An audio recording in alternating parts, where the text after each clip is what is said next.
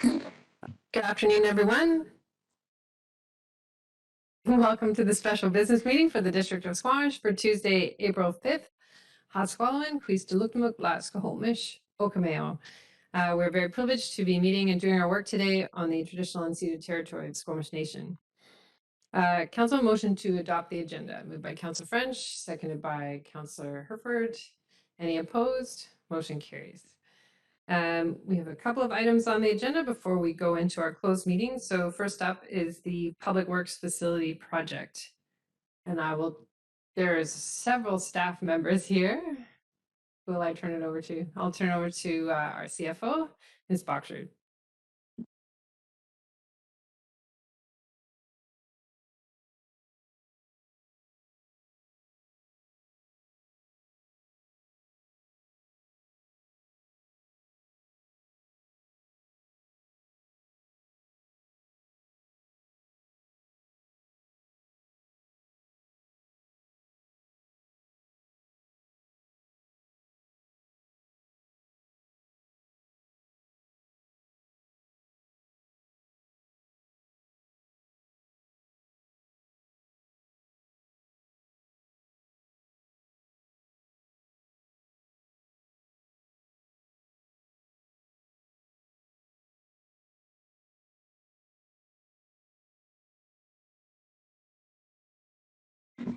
Great, thank you.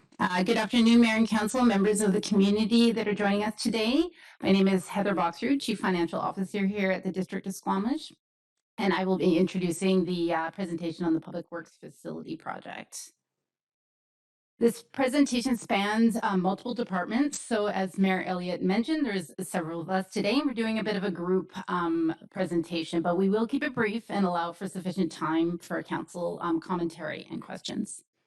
So joining me today is Cal Bragg, Director of Facilities Planning and Construction, Christina Moore, Director of Communications, and Charlene Pollock, Manager of Legislative Services. Next slide, please. So staff have three separate recommendations for you today for the Public Works project. Firstly, to prepare a long-term borrowing bylaw and proceed with an elector assent referendum. So for clarity, by doing this, staff are recommending to move forward on the borrowing specifically, which then must be approved by the community through referendum. We're not recommending to go to the polls asking whether or not to borrow or to go to a property tax, as that would delay the project further. Secondly, to undertake community engagement and outreach initiative on details of the project and funding and how the project intersects with other projects in the real estate and facilities master plan. And finally, to move the Public Works Facility project forward to a Class A ready project, which allows for swift construction tender approval post October 15th, should approval be achieved or obtained, to relocate the salt sheds, to complete the contaminated contaminated site remediation, and perform the site preload prior to assent voting. Excuse me. Next slide, please. The agenda today is that Mr. Bragg will present the detail of the Public Works Facility project where we are today. I will then speak to the funding recommendation before you today. Ms. Pollock will then bring us through the alternative approval process versus the assent vote and outline the staff recommendation and timeline. And then Ms. Moore will then walk council through the community engagement plan. And then finally, Mr. Bragg will outline the proposed project timeline. So with that, I will hand it over to Mr. Bragg to get us started. Thank you, Ms. Boxford. Good afternoon, Mayor and Council. Thank you for your time today. In 2019, through the Real Estate Facilities Master Plan, the Public Works facility was identified as one of three critical facilities, along with two fire halls and the most immediate priority in the district's property portfolio. Through third-party industry engagement, it was noted replacement is required within 3 years to address end-of-life conditions and improve community safety. Public Works contributes significantly to the community. This is both through its day-to-day operations, such as drinking water, wastewater management, roadway safety, snow and ice control, diking and drainage, and also in case of emergencies such as water line breaks, flooding, and hazard spills. The facility consists of maintenance bays for vehicles and equipment work, which you can see in the top right of the photos here, and this is the photos of the existing site. There is an admin and office prefabricated building in the centre there, which is blue. General repair building, lunchroom, prefabricated buildings, equipment storage yard, sand and salt sheds, and a number of sea cans and storage sheds. The maintenance building and administrative office prefabricated building are 34 and 21 years old, respectively. So there's a number of challenges facing the facility currently. The current state is the staff of 60 have outgrown the premises, and that's on both the office and the maintenance side. The office and admin staff are adding 2 and sometimes 3 cases of people into office space designed for 1. There's insufficient indoor bays to maintain and store fleet equipment. They're quite small bays. There's not enough locker space for staff, for all staff. There's insufficient quarters, including washrooms. There's no showers. And no showers for public works staff is difficult. They're dealing with waste and water on a daily basis. They have to go home to shower.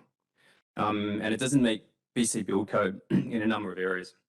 So not undertaking replacement of the existing facility, it reduces the community resilience to the climate. It means there's very little mitigation against floods or a seismic event. The maintenance and upkeep costs will continue to compound annually as the buildings further age. For example, it's requiring a new HVAC system, roof, and repairs. Public works staff community service levels will also be affected.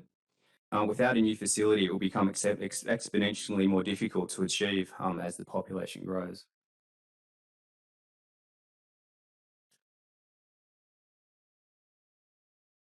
So what staff have heard from the community is that greater than 10% of residents have indicated opposition to the funding of the public works facility. Residents want to learn more and be better informed of the facility's replacement planning in general. The community also wants to know about the prioritisation of buildings, including recreation facilities, and also be better informed of the work that the district has done to consider various options for upgrades and replacements and co-location and financing.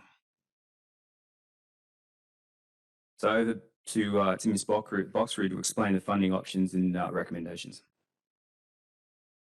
Thank you. So staff presented at the March 1st Committee of the Whole meeting 3 viable funding options available to the district for the public works facility. So land reserve being one, selling municipal assets is a funding option available to municipalities, and approximately $5 million was allocated to the public works project in the 2022 to 2026 financial plan. To note, all municipal asset sales have been allocated to fund projects within the 10-year capital plan currently. The project could be funded by property tax due to cash flow needs for construction of the project. Any taxation scheme beyond 2 years would require a project delay and further increase costs. Borrowing, 75% of the project is currently slated to be funded by borrowing in the 2022 to 2026 financial plan. Municipal borrowing is an advantageous funding option, which can be utilized to spread the cost of the project over the project's useful life, and allows costs to be paid not only by today's taxpayer, but also by future taxpayers that will utilize the service of the facility that the facility provides. It should also be noted, particularly in today's inflationary climate, that the low-cost financing options that the Municipal Finance Authority, or MFA, provide municipalities is an effective hedging tool when interest rates are lower than the construction inflation costs, which is what we have today. Other municipal funding project options that are not recommended, not available, or were legislatively prohibited were outlined in the March 1st report. Slide, please. So this slide summarizes the tax versus borrowing cost option impacts on the community, utilizing the current 75% unfunded amount of approximately $18 million as outlined in the March 1st report. So to note, the class 1 and class 6 lines in this table represent the per $100,000 of assessed value. And the average residential rate line at the very bottom of this table indicates the cost to the average residential property utilizing an average assessed value of $1 million. The tax increase percent in the third row illustrates spreading the project cost over 1 year or 2 years for tax and 20 years for borrowing. So for clarity, this is not a year-over-year increase. So putting this all together, if council chooses to fund the project by borrowing that would cost the residential taxpayer $9.45 per $100,000 of assessed value, or $95 annually for 20 years for a residential property valued at $1 million. However, if council chooses to utilize property tax to fund the project in 1 year, that would be an approximate 56% property tax increase for the class 1 residential at $135.90 per $100,000 assessed value, or $1,359 per year, or for the year. And that's at the valued at $1 million assessment. This could be split in half and paid over 2 years, which is illustrated in the second column at $680 per year for a $1 million assessed value home. Slide, please. So staff have reviewed the funding options in detail and several possible combinations, including delaying, reproportioning, or canceling projects within the 10-year capital plan. However, due to the urgent requirement of the public works facility, the monetary size of the project, and that the project is not a candidate for external funding such as grants, the project funding must rely on external sources, which with the only viable options of being property tax or borrowing for that 75%. So given the outlined advantages of borrowing with the minimal impact on the taxpayer, staff continue to recommend a combination of borrowing and land reserve utilizing of 75% and 25% funding balance respectively. So I will now hand it over to Ms. Pollock. Thank you and good afternoon, Council. I've got a few slides. I'm going to speak to elector assent and the alternative approval process background. So as reported on March 1st, elector assent was not obtained through the alternative approval process for loan authorization bylaw 2845. The process was conducted in early 2022 and resulted in just under 1,700 valid elector response forms in opposition of the borrowing bylaw being adopted. Next slide, please. So electoral assent options and recommendations. The recommendation is to proceed with assent voting to take place during the local government election on October 15th. Benefits include the opportunity for all citizens to vote on the proposed borrowing bylaw, either for or against, as opposed to the AAP process where only those citizens not in favor of the borrowing bylaw are required to fill out a counter petition form. Running an AAP is a good first option to gauge community opinion on a matter and is the usual process for the District of Squamish in obtaining elector assent for borrowing bylaws. It is less expensive and takes less resources. The results of the AAP conducted for the Public Works facility indicate that the community would like to be better informed about the project and would benefit from an assent voting opportunity. Next slide, please. So the timeline for assent voting is outlined in the report, and it includes first 3 readings of a new borrowing bylaw, and then approval by the Inspector of Municipalities within 80 days of the assent voting. And requirements for assent voting include establishing an assent voting question, which can be established either by motion or by law. And the municipality is required to notify the Ministry and Elections BC on the intent to conduct assent voting. And the Chief Election Officer will bring forward a draft question for council consideration if council chooses to obtain elector assent via assent voting. Slide, please. Okay, so there is an alternative staff recommendation in the report, and that is to conduct a second alternative approval process instead of assent voting. And the timeline is outlined in the report starting in November 2022. So running an AAP is approximately a 6-month process from drafting of the bylaw to receipt of the borrowing certificate from the province. 2 timelines have been outlined in the report, but the later timeline is recommended to allow greater communication. Thank you, and I will pass this over to Ms. Moore to speak to community engagement. Thank you. Good afternoon, Council. So we propose a far-reaching public engagement plan that includes in-person opportunities as well as online resources, virtual events, and a mail drop. The goal is to ensure that residents have a variety of opportunities and ways to review information, learn about the plans and the funding implications, and ask questions over a series of months between May and the October election. The focus will be really twofold. One, on the real estate and facilities master plan in general, so that residents can learn more about the work that has been done to prioritize facility replacements and upgrades, to explore the various scenarios, and also the plan that has been put together financially for the replacements. The second part of the engagement will be on the public works facility specifically, and that is including what is proposed and the rationale for that, as well as the critical need and the rationale for the borrowing. We propose using a combination of channels. So in-person events, going where people already are, such as the farmers markets, as well as open houses and other pop-ups.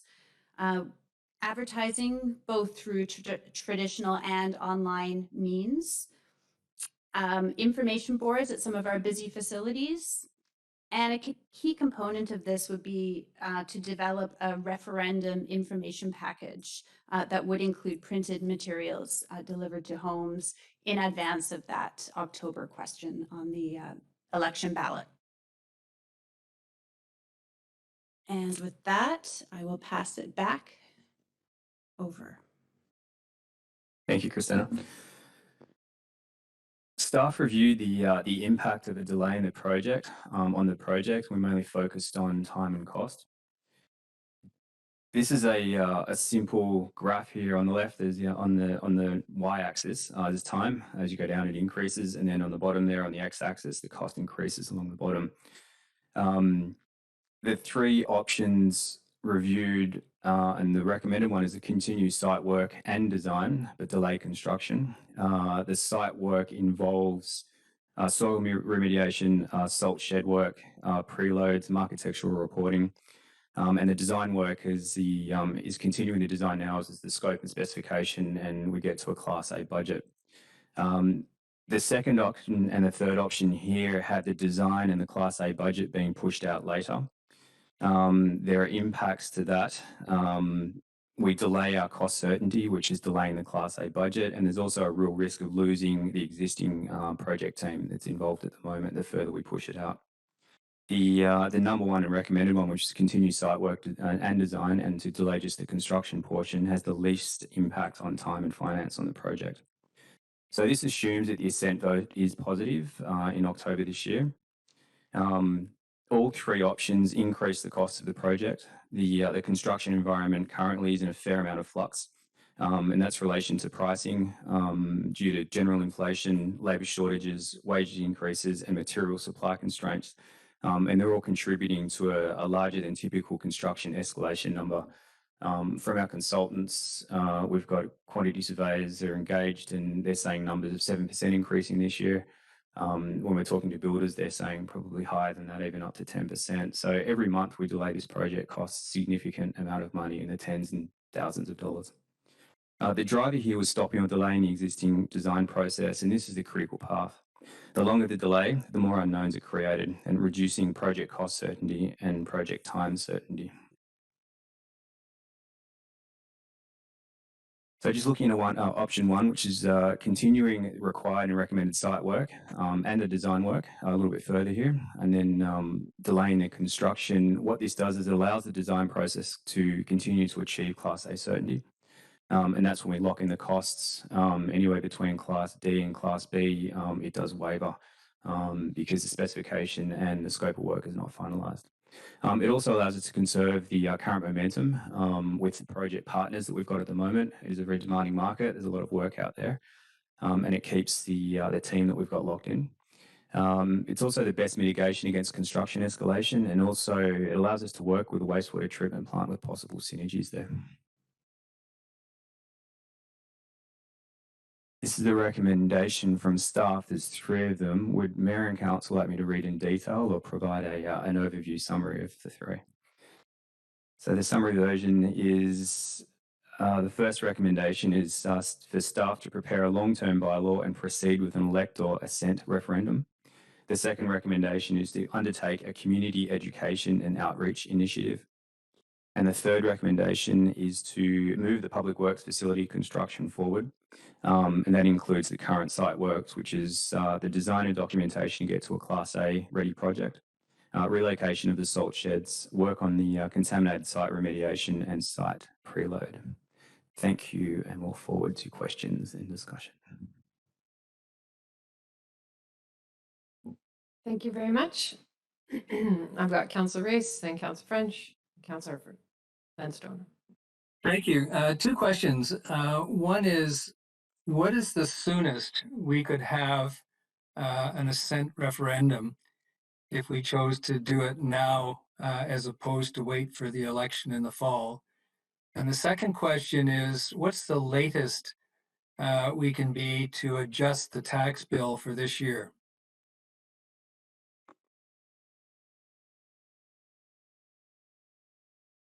So I think there's a legislative services and a finance question in there. So Ms. Pollock? Thank you. So the question was the soonest that an assent voting. So one of the options following a failed AAP is to hold it within 80 days of the deadline for the AAP forms. That deadline is, I believe, 80, that would be April 29th. That would not give us enough time. So it would need to be, we would need, I would say, at least a couple months to pull together assent voting before October 15th.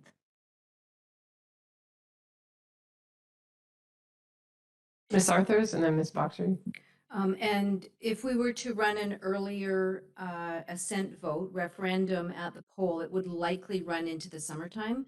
And that's not usually the best time. July is not really the best time to do a referendum vote.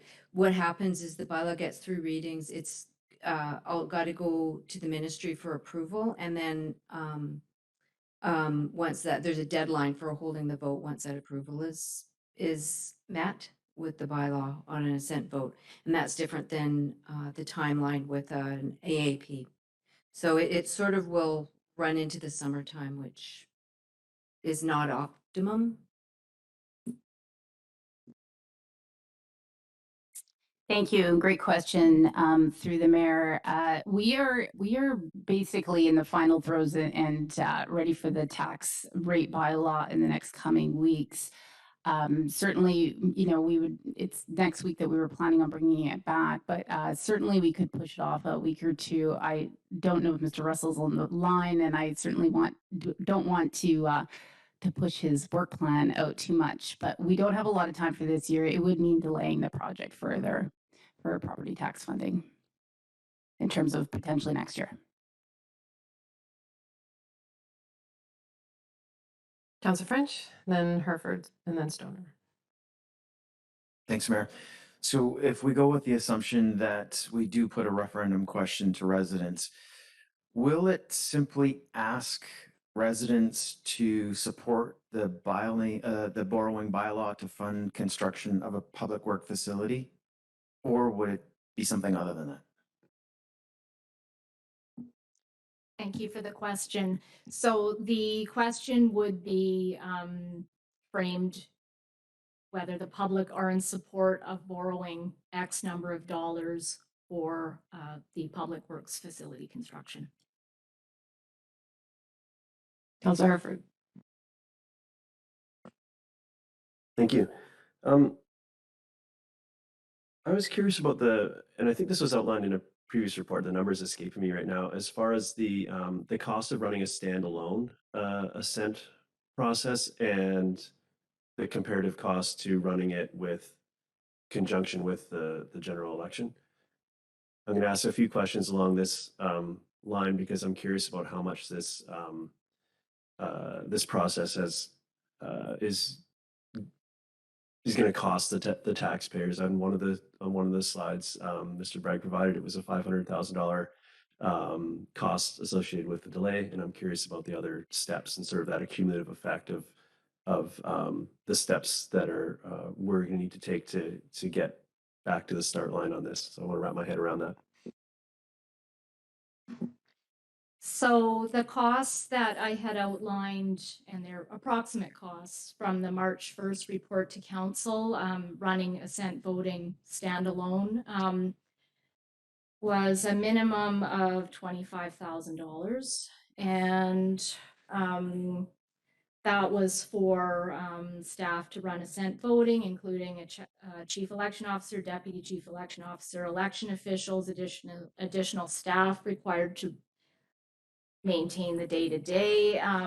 Then we had $2,000 additional equipment, laptops would be required in use of municipal facilities. $5,000 required advertisements and notices for assent voting, rental of electronic voting machines at $8,000, and then staff support required for community and engagement. So that was $12,000 kind of minimum, for a total estimated cost of $52,000.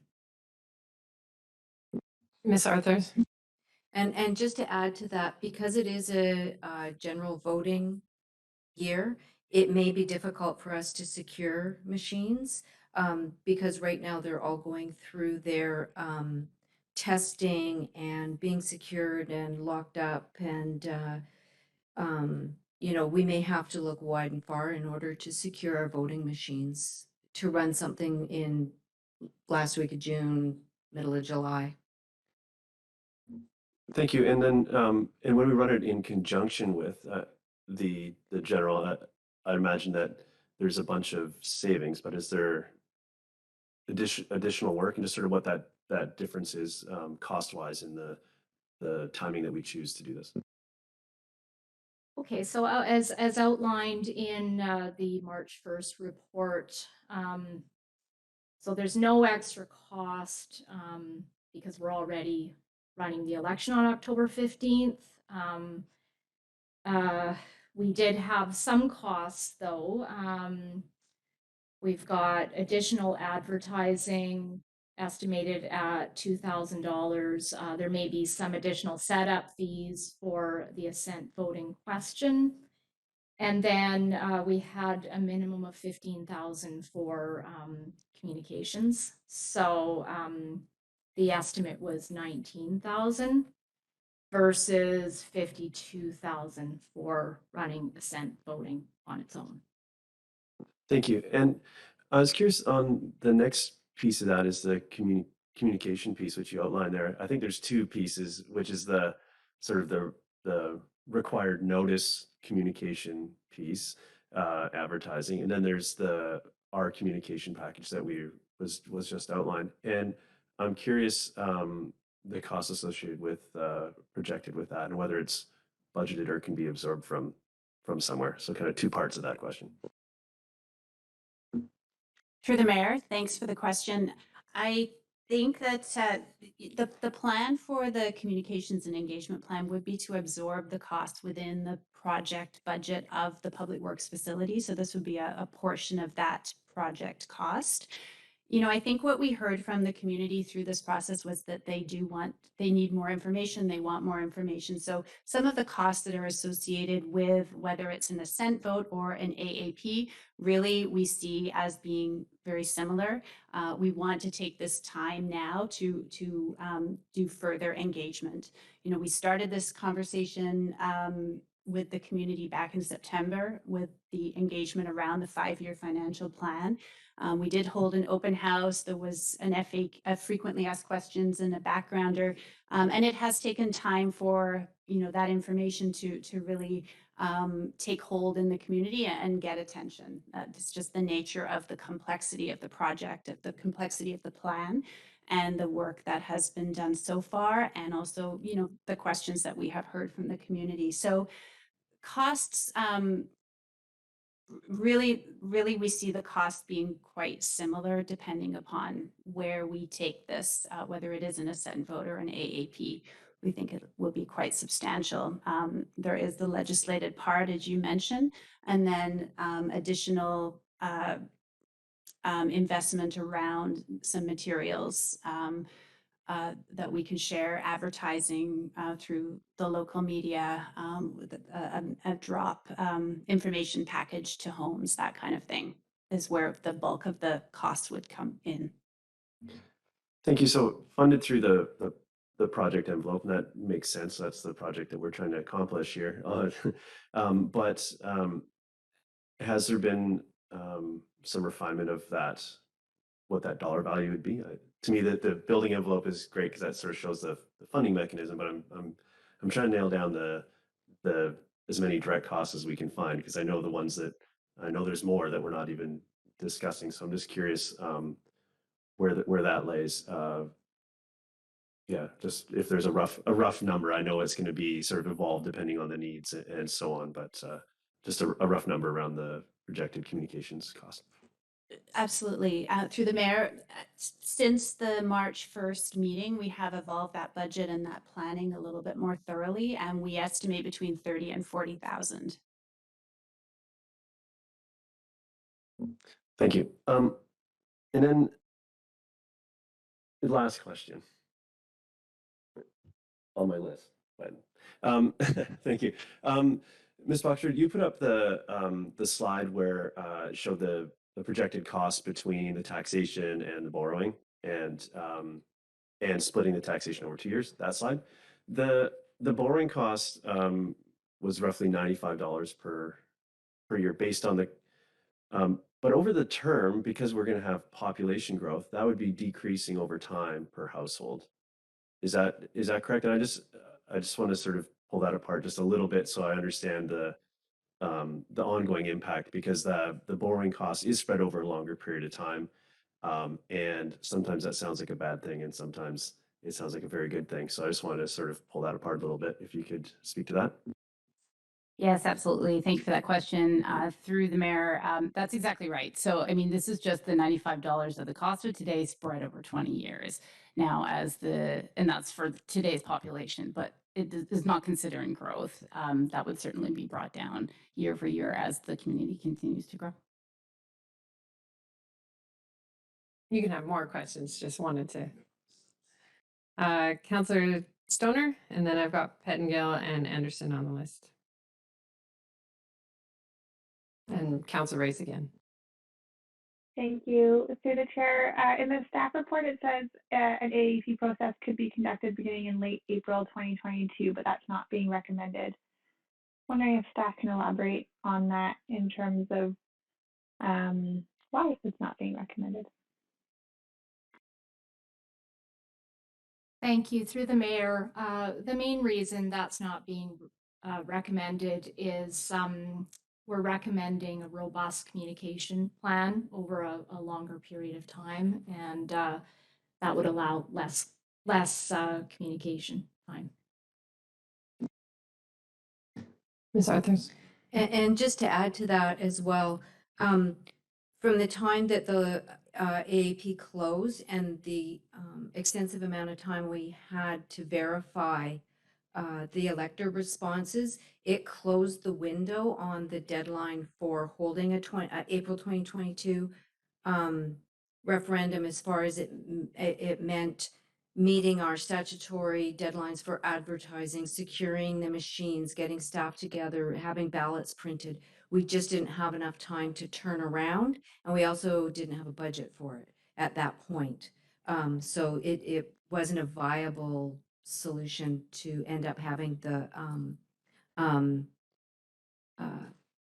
April 2022 AAP is sort of outlined in the legislation. Looks like you have a follow-up, Councillor Stunner. I do. I think that makes sense, but I thought the timeline was related to assent voting with regards to the first AAP process, not initiating a new AAP process. That's 100% correct. Yeah, an assent vote to have a referendum at the last week of April. Right, and I was asking about the AAP process. Okay, so my subsequent question is, would we be able to do communications while the bylaw is sent to the province? So if we were to draft a new bylaw to do a new AAP process, could we do the communications and outreach while that bylaw was being reviewed by the inspector municipalities? Thank you. Through the mayor, yes, absolutely. Communication could begin right away. That's helpful. And then my other question was, if we were to go ahead with the assent voting during the election on October 15th, would that give us enough turnaround time? So say worst case scenario, it failed, would we be able to incorporate a taxation increase in the 2023 budget at that time, the new council? Through the chair, sorry, I missed the last part of that question, or sort of the middle part. What was it contingent on for the property tax? So if in worst case scenario, the assent voting fails, if we were to hold it in October, does that give us enough time to incorporate the ability to tax for the project in the 2023 budget? We being the new council, not us. Yes, sufficient time would be allowed at that point. We'd have several months to do that. Yeah. Thank you. Thank you. That's it for Council- now, Chair. Councillor Pettingill. Yeah, thanks. With the referendum question, are we permitted to include any context for the question, or is it strictly the question? That's all that can be included.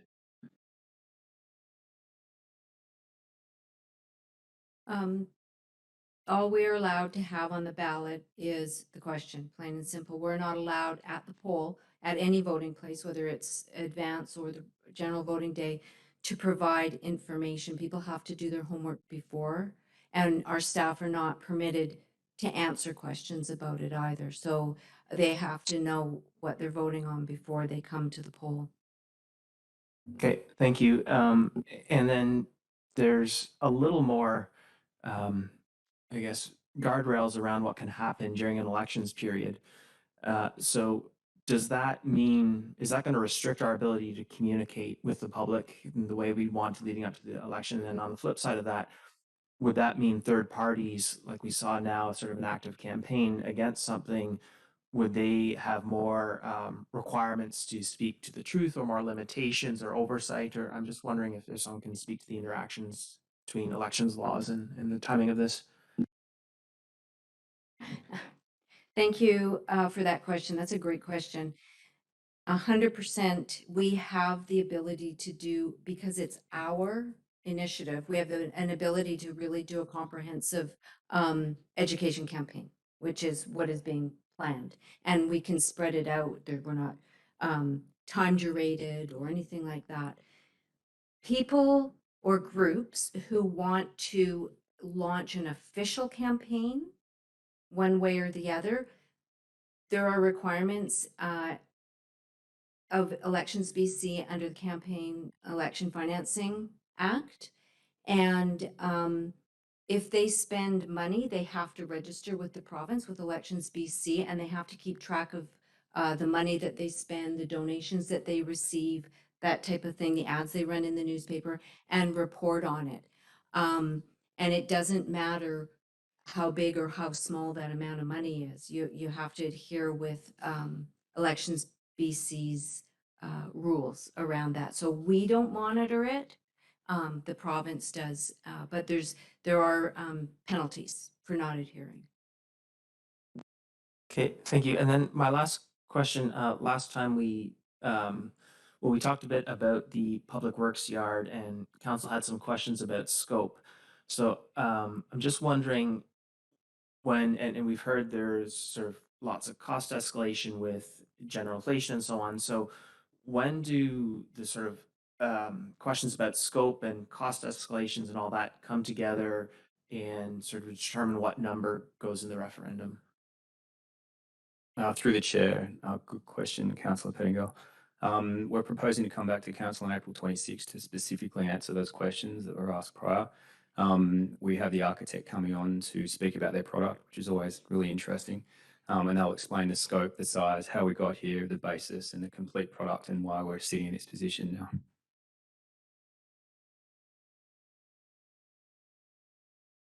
Councillor Henderson. Thank you. A question for regarding the communications plan. The second part of the recommended motion refers to continuing with user group and community engagement for Brennan Park Recreation Center upgrade planning. Elsewhere in the report, the wording is such as the Brennan Park Recreation Center in the upgrade timeline. My question is there an intention to focus specifically on Brennan Park in the communication plan, or will there be a broader focus, a topic focus to include other priority facility projects as well? Through the chair, thank you for that question, Councillor Anderson. The answer is, I think both. So we do see a desire, a need, a request for more information generally regarding the real estate and facilities master plan and all of the pieces that are part of that plan. So that will be a big focus of our work, creating materials and resources and providing opportunities for the members of the public to learn about all of those facilities and ask questions regarding prioritization and funding and alternatives and options that have been discussed and put together as part of the master plan.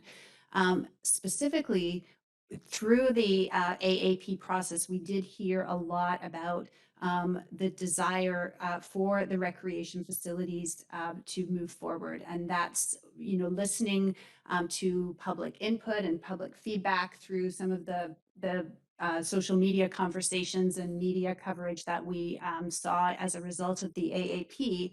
We heard a lot about the public asking for the recreation facilities to move forward. So we do see that as being a key part of the focus of the engagement and information sharing. Thank you. I just have a few questions and I'll go back to Councillor Race. The alternative motion is to prepare a new long-term borrowing bylaw for November and the electoral assent process. And then the AAP process, in early 2023. That's the earliest it can be done.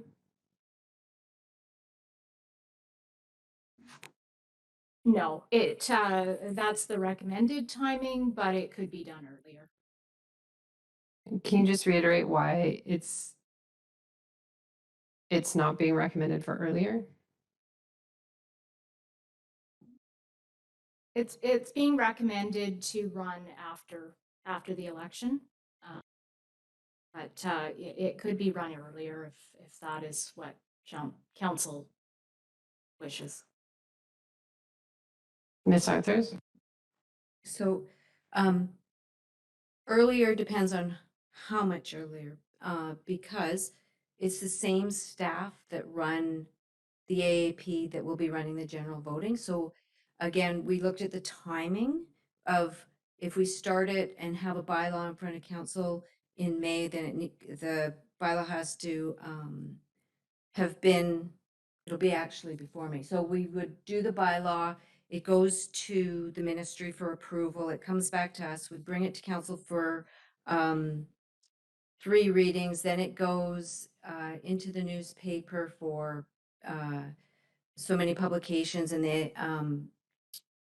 the voting opportunity through the AAP occurs, and that is going to likely put us into July. So we looked at that, and then if we bring it any later than that, it's going to run through the election. And again, it's the same staff that would be doing both processes, and it does take time, and it does need to be a consideration for timing. Mr. Bragg, you presented a diagram with 3 sort of timelines based on our decision today, and the staff are recommending version 1, which continues on with some of the work that we're doing and assumes a positive outcome from the referendum. If there is a negative outcome from the referendum, do we just jump to the scenario 3, and then we've got to run that AAP in early 2023? So it automatically, if it fails, it's costing us about $1.7 million in additional costs. Through the chair, in a nutshell, yes, that is correct. What are staff thinking from a communications perspective of how this does not become an election issue? How do we keep it out of the hands of all candidates' debates and keep it in the realm of responsible management of our assets? That is a great question, Mayor.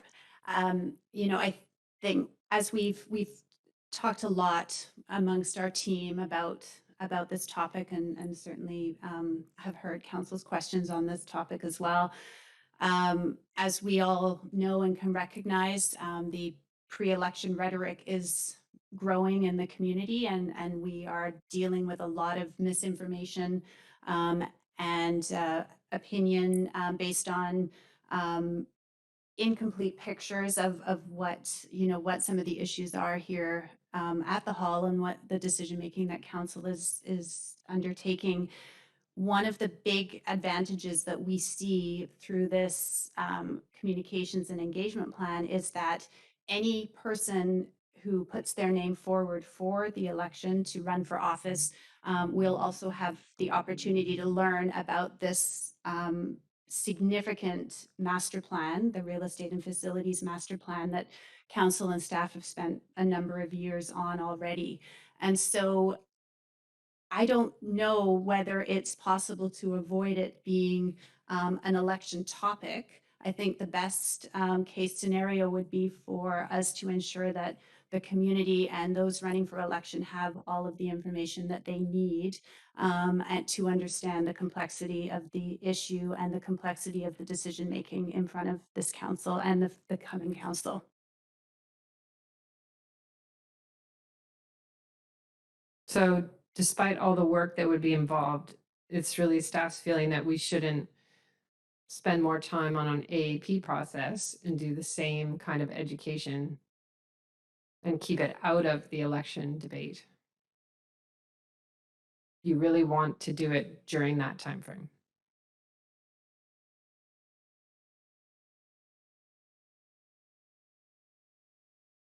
There are advantages to holding assent voting versus an AAP. It does enable all electors to vote for or against the borrowing versus an AAP where it's just those electors who are not in support.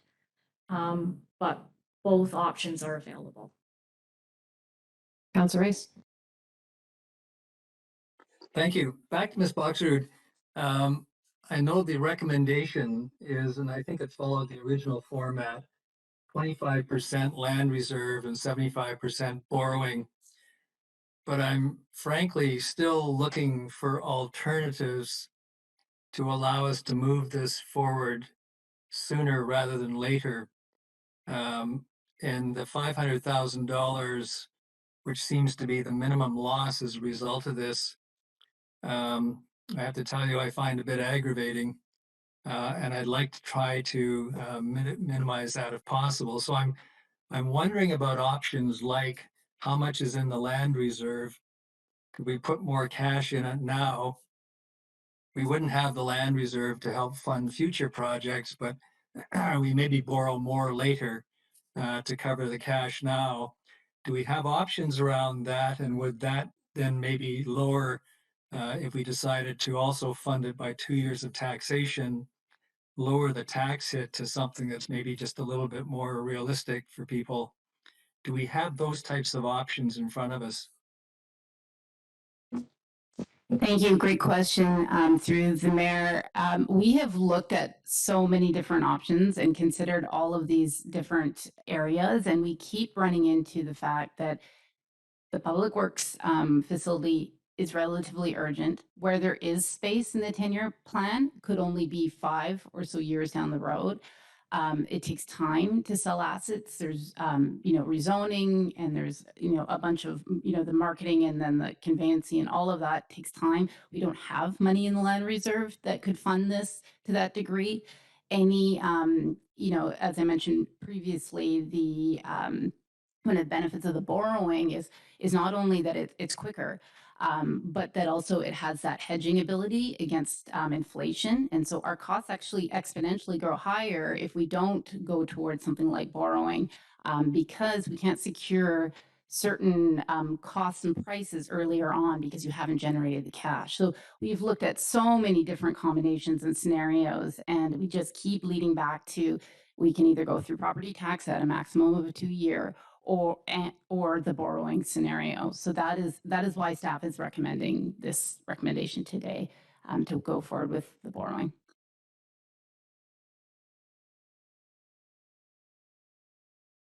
Go ahead, And the Councillor. property tax component of that would be for the 75%, because in either scenario, we're talking about putting 25% from the land reserve in. I take it. That's correct. Thank you. Thank you, Mayor. Councillor Herford, and then we should start to think about wrapping up, please. Thank you. The discussion around the voting regulations, and I suppose around an election, are they those same rules don't apply to the electoral process of an AAP as far as spending money to oppose essentially lobbying or marketing opposition? Is there no oversight of that process? Through the mayor, no. The process through Elections BC is strictly for assent voting and doesn't apply with the alternative approval process. Just as they're both election functions, I thought their similar rules would apply. So thank you. And Councillor Race's question, I think you may have answered this one, but going back slightly in the plan to the fire hall funding, which is more through the land reserve, is it past the point of being able to do a shuffle and pull some of that funding to this project and borrow for the fire hall and then bridge the gap with a smaller tax hit or something else? Like, you see the pieces at play there. I'm assuming that was considered. Would you speak to that option? Yes, through the chair. Yeah, that was also considered, but the borrowing bylaws have gone through on those two. So you would have to go back for more borrowing. Similar process. You'd end up in the same timeline situation as the AP versus assent, but just utilizing and borrowing bylaws are specific to projects. You can't utilize them, between projects as well. So yes, it was considered. Councillor Stoner. Yeah, just quickly, I'm curious if staff can speak to the historic success of any assent votes on borrowing bylaws in the district. I can only think of one, which was for the Brennan Park Rec Center, which was not successful. If we had any others.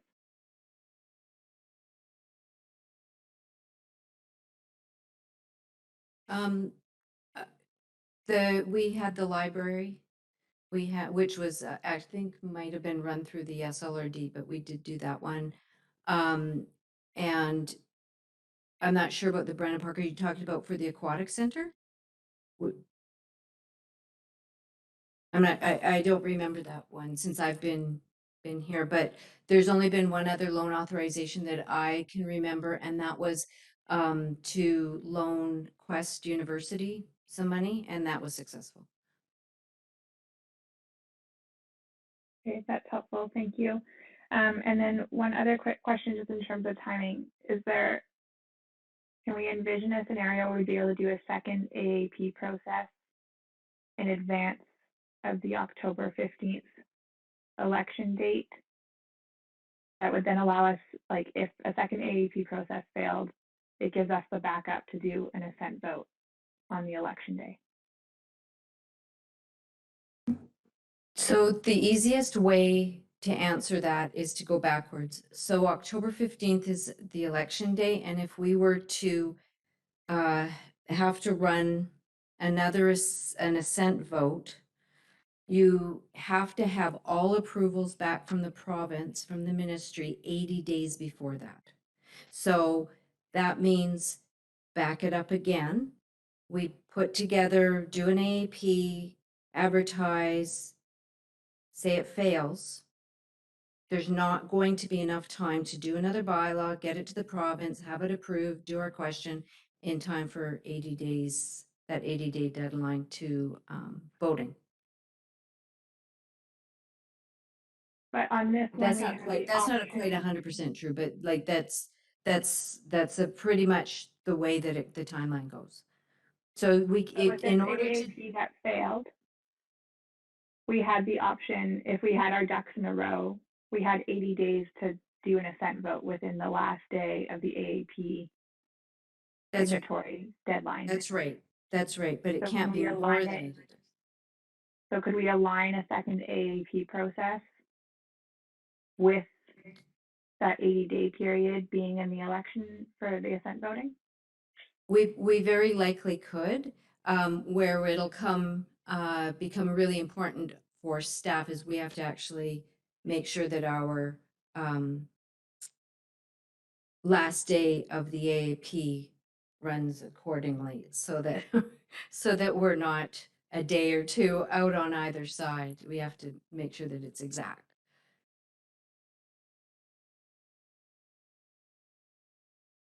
Anything else, Councillor Stoner? Any other questions, Council? So I'm hearing councillors that have pursued questions around, can we just finance this differently? I've heard councillors ask questions about, can we move in a direction of another AEP to avoid the electoral assent? And we have all the information from Mr. Bragg about what it means for this not to move forward in some way, shape, or form in 2022. And it just gets more and more expensive as a result of the delays possible. So I'm going to put the staff recommendation on the floor. If it's seconded, and we'll see where that goes. Because I'm not sure if there's consensus, but we'll test it by putting the staff recommendation on the floor. Seconded by Councillor French. Are there comments? Councillor for all three. Councillor French. Thanks, Mayor. And speaking in favor of the motion, I'm thrust back to 2005, and I think this might have been what Councillor Stoner was referring to when the District of Squamish Public Amenity and Recreation Facilities Loan Authorization Bylaw referendum asked voters to support potentially spending up to $20 million on recreation amenities. The referendum went down in flames, with 75% of those who voted in the referendum rejecting the loan authorization that the district was seeking at that time.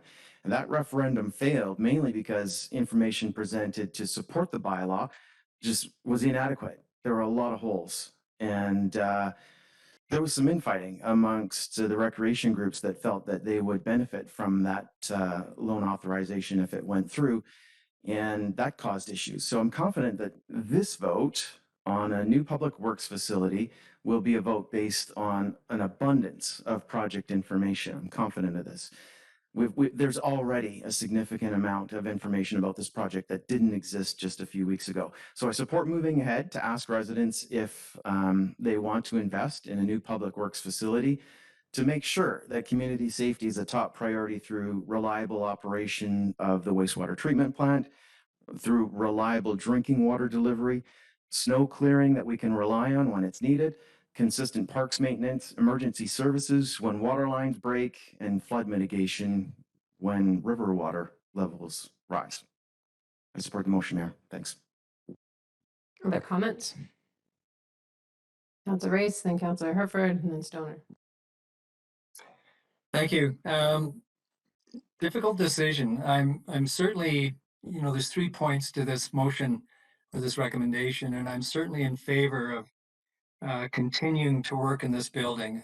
From my perspective, this building is a must, and the sooner the better, certainly as far as cost goes, but just as far as a community facility goes. So I'm certainly in favor of continuing on as the first option contemplates. It it seems to me, I mean, we've decided and we've been through this. This is a piece of critical infrastructure. It's not optional. It's not even optional like things like Brennan Park improvements or a new library or things like that are optional. So this will be built first before any of those are considered. And so my real hesitation is taking this and putting it in the middle of an election campaign. I can remember going way back, even the pool referendum failed the first time. It's funny that, there's all kinds of things, and I saw that when I lived in Whistler, there was a referendum for a new city hall that failed. People tend to get kind of funny about these, and they say, no, I'm not going to spend the money on this. I'd rather spend the money on that. And we don't want an election campaign where somebody stands up and says, vote for me and I'll spend the money on a new ice rink instead of something like an unsexy operations building, which is just sort of infrastructure, sewer, water and stuff, the things that people take for granted. So I'm really concerned about putting this in the middle of an election campaign. I'll support this motion just because I think at the moment it's the only option we have. If it was left to me alone, frankly, I would tax for it. I would put it on this year's tax roll and split it over 2 years. And it is a tough thing to bite, but we've got to have it. If we really feel strongly about that, then I think that would be the preferable way to go, but I know that won't get support. But it would also free up some of our capital spending room in subsequent years for other projects. And so it'd be a painful 2 years for people, but that's the way it would go. But really, we don't have any options. If there was an option to putting this thing in the middle of an election campaign, I would look for almost any option. But I think it's just going to be a really messy campaign, and we stand the chance of just putting this thing off and having to tax for it in 2023, because I don't know that it will actually pass, information or not. In the middle of an election campaign, different people can promise different things, and who knows what'll come out of that. So that's kind of where I'm stuck, but we can't do nothing. We have to do something. So I'll vote for this option.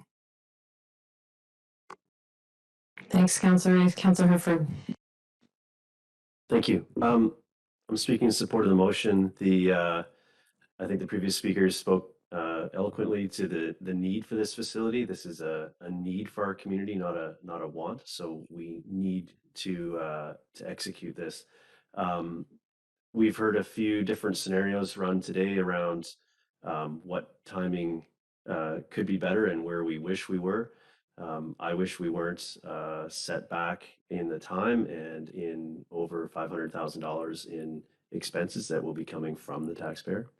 I think the referendum is the appropriate way to go. I think given the time that we have to educate the citizens around the need and what the project is and what it isn't, as well as where the other projects sit in our real estate and facilities master plan is crucial. And in the going back to AAP is I have a hard time wrapping my head around, because that 10% threshold is low, and given the lack of oversight and the organization of a minority of opposition, I don't see us being successful through that way. I generally like the concept of those people that are going to benefit from the facility should be paying for it, and that's where the borrowing piece comes into me. This isn't a facility that only serves the taxpayers for a year or two of taxation. It should be spread out over the longer period of time, and over the life of the facility. So from that principle, I think this is the appropriate way to go, although I lament the fact that we're here having this discussion at all. So thank you. I'll be supporting. Thank you. Councillor Stoner. Thank you. Like my colleagues, this is both a challenging and frustrating discussion based on where we're at, given the critical nature of this facility. I do agree with 2 of the 3 clauses that are currently in the motion. A better, broader community education and outreach initiative, I think, is definitely necessary. And I agree that we need to continue forwarding the work on the project as far as we can, in order to try and minimize any further cost escalations and loss of money, as a result of delays. I am very, very cautious about putting this in the middle of an election campaign, and that for that reason, I won't be supporting the motion. I would rather see this go to a second AAP after a broad community engagement and outreach initiative. And although it would require a little bit of well-timed dancing on the part of our legislative staff, lining it up so that if need be, we could have it as we could still run the assent voting process part of the as part of the election, but run an AAP process in advance of that and hope that that is successful. I think that to me is a better way to move this forward. It gives us the opportunity to have a dialogue and the conversation with our community in advance of the election, and to answer those questions and not risk totally derailing the build out of this facility, because somebody stands up in the middle of an election campaign and says, yeah, that money, if I get voted in, will go, as Councillor Ray said, to an ice rink or a swimming pool. So I think that is the risk if we put it directly in the election campaign, and I would like to see a second AAP pursued in advance of that to try and minimize that risk.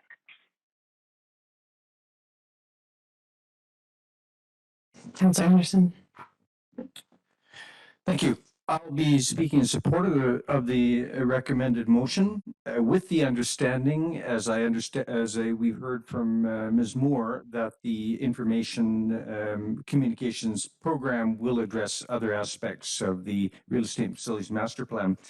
This isn't where I expected to be today, with this recommendation for an election day option. I had thought that we may land or have a clear path towards an earlier referendum vote.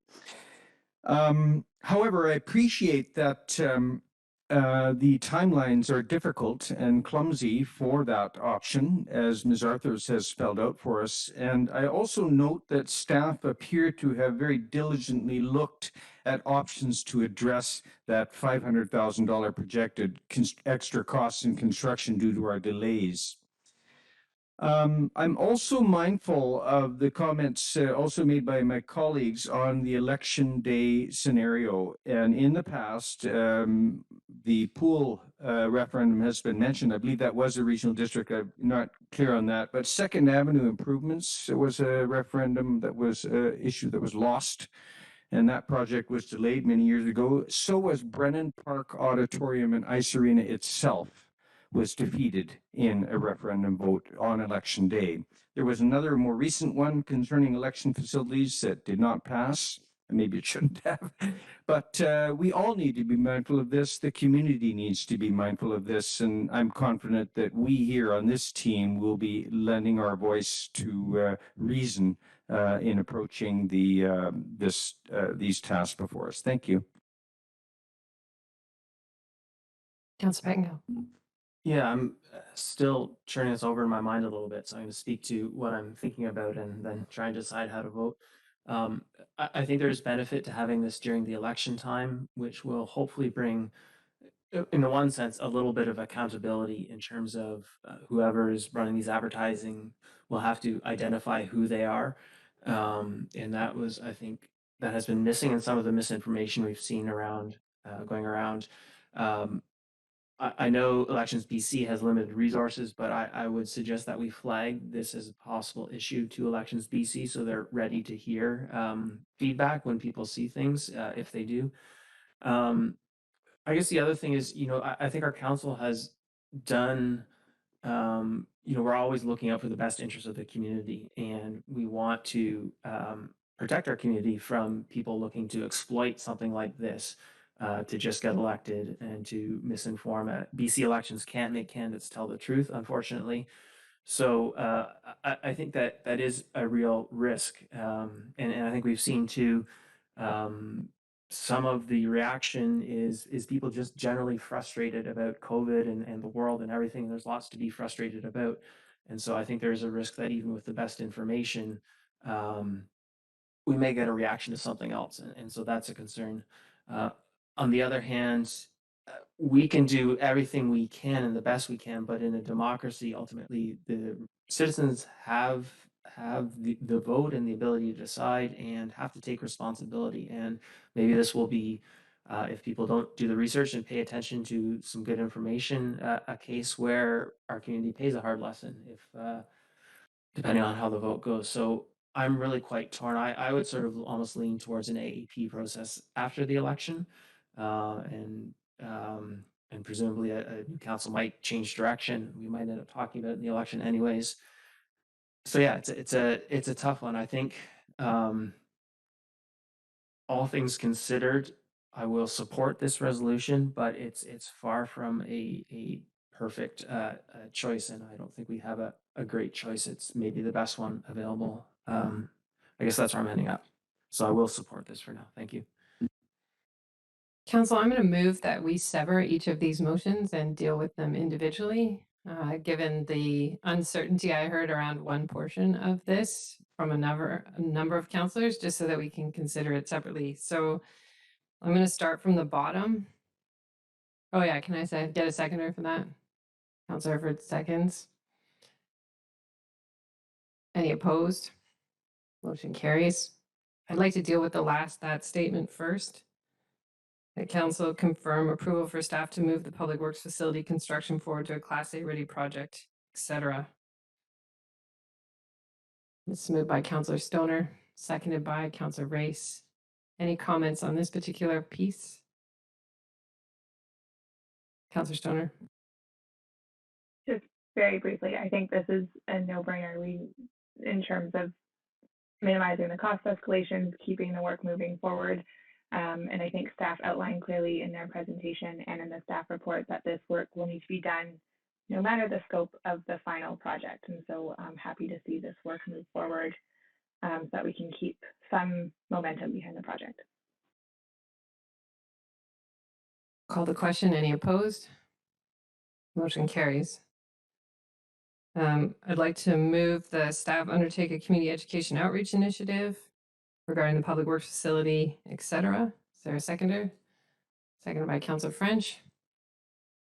I think this piece is important, and despite what one of my colleagues said, the information was available to anyone that asked about why this facility has been prioritized, and how we're dealing with the Brennan Park facility in the next round of prioritization in terms of our real estate and facilities master plan. So I think this was an intentional misinformation and chaos campaign. It's worked. Obviously, we find ourselves here today, but there's no harm in providing more information and a more complete picture to our community. So I think this is time, effort, and money well spent. Councillor Race?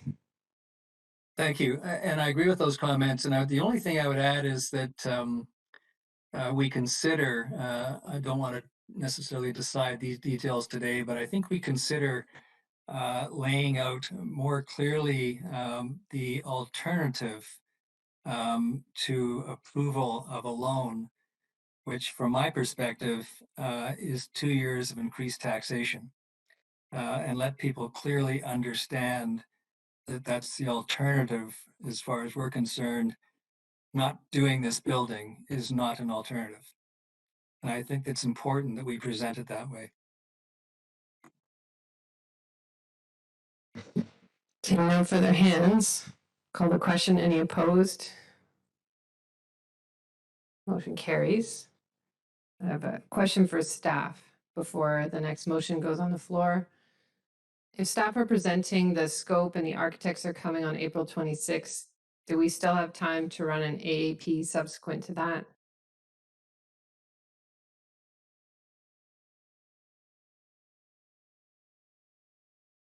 Yes, I believe there would be time. We would, the next step would be finance staff bringing forward a new loan authorization bylaw and then submitting the information to the ministry. And Councillor Stoner asked a question of, could we do that in advance of also meeting the deadlines for the assent voting in October?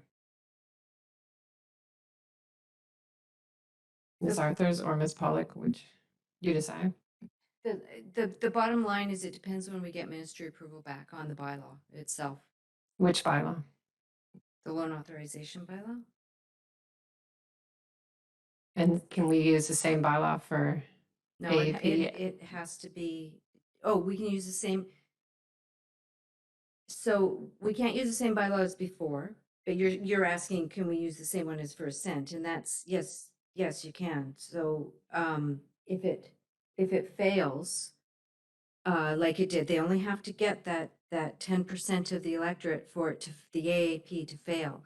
Whereas an assent vote is 50% plus 1, either way. That's right, you use the same bylaw, because what it is council cannot adopt it without the assent of the electorate. And so that's either through an AAP, and the AAP fails, that's the toe in the water, it's dipping your toe in the water and feeling the temperature. Then you just take that bylaw straight, it's the same one to assent. We would have time to do that.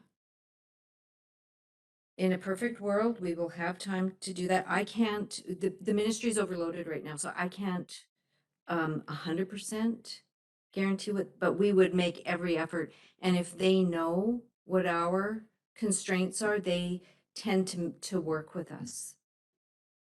Thank you. Any other further questions for staff before we put a motion on the floor? I want everyone crystal clear because I heard lots of questions about this isn't my preference, or I've still got concerns, or people saying it's not ideal that it's part of the election. So any other last questions about alternative approval process or assent voting before we put a motion on the floor? Councillor Race. Just to be clear in the process, because you started this off by putting a motion on the floor, and we've dealt with 2 of the bullet points on it, which leaves the remaining one, which I think is to deal with it by referendum October 15th. And so if I'm correct in that, that's the motion that's on the floor right now. It's not? No, I did not allow for a motion on the floor because I had questions. And now I'm asking councillors if there's any more questions about the AAP process or the assent process before a motion goes on the floor. Because once it's on the floor, then we debate it and vote. So I just want to make sure that after everyone's listened to their colleagues, if they've got any more questions around the AAP process or the assent, that now is the time to do it before a motion goes on the floor with regard to the first that statement. So I think Councillor Herford, you had a question? Yes, thank you. I asked questions earlier around the cost of running the assent voting. Is there a cost associated with, besides the, Does staff need a moment to confer? It's just hard to listen and listen. Just so you know, though, there was a mover and a seconder on the all three, and then you said to split, not to withdraw. So that means that motion is still exists as is.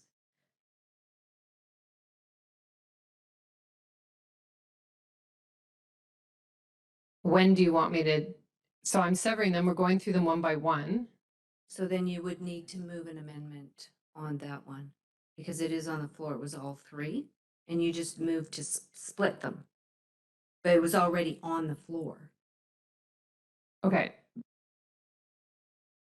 All right, so I'm out of order by allowing questions. Is what you're saying? Without an amendment, you should amend it first to what you're thinking. Or with a mover and seconder can withdraw that part of the motion, and you put a new motion on the floor. Councilor Rice. That's where I was going to go. I'm prepared to move an amendment to option one, that we go with option one. In addition, we have second alternative approval process at the earliest possible time.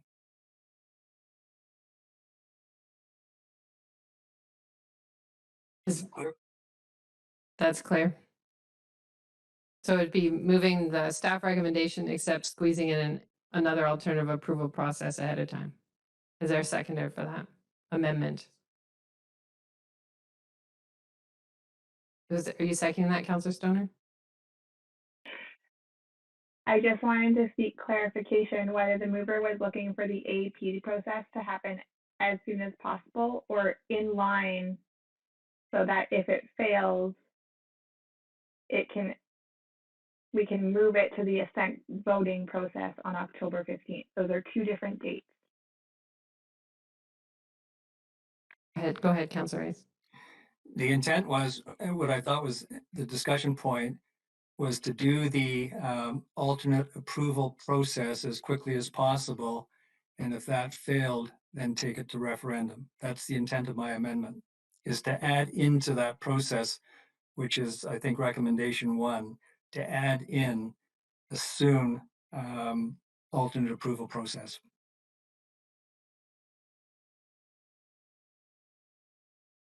Did you need some clarification, Councilor Herman? yeah, sorry, I started asking a question earlier. We got kind of distracted with the movement in the room. So my question is cost associated with an AAP. I know that the assent voting has the well-documented costs associated with it. What are we asked? I just want to know what we may be considering here if this, wherever we land with, wherever we're at with the motions currently.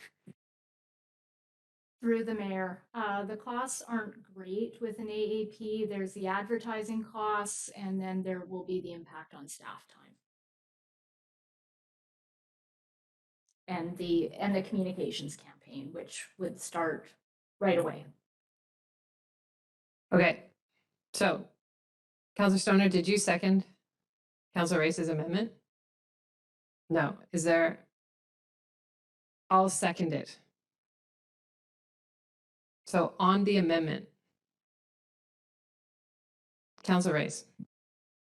Thank you. And I guess what I'm looking for two reasons is a way to avoid having a referendum in the middle of an election. One reason is to take the possible outcome of speeding up the process and the possibility, if we had approval earlier, that would perhaps mitigate some of the costs that are going to be inevitably incurred.